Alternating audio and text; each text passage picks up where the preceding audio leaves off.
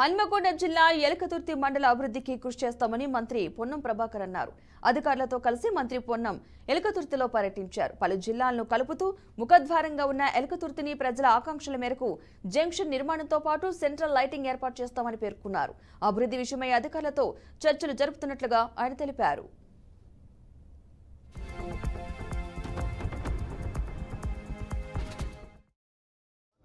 ముఖద్వారం ఈ ప్రాంత ప్రజల ఆకాంక్షలకు అనుగుణంగా ఇతర అధికారులందరినీ కూడా ఇక్కడికి తీసుకొని మా స్థానిక నాయకత్వం అంతా కూడా ఉంది.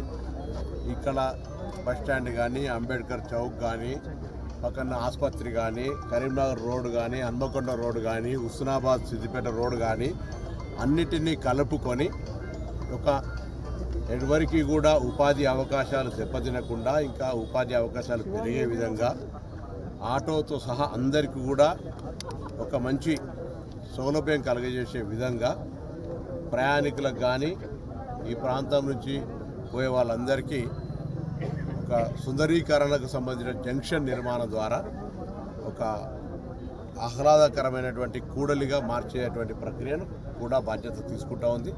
స్థానిక శాసనసభ్యుడిగా నా విజ్ఞప్తి మేరకు కూడా చైర్మన్ గారు, గౌరవ జిల్లా అధికారులు, దాని తర్వాత జిల్లా ఇన్ఛార్జి మంత్రి శ్రీనివాస్ రెడ్డి గారు అందరూ కూడా అక్కడ స్థానిక శాసనసభ్యులు కూడా సంబంధించిన వాళ్ళందరూ కూడా సహకరించి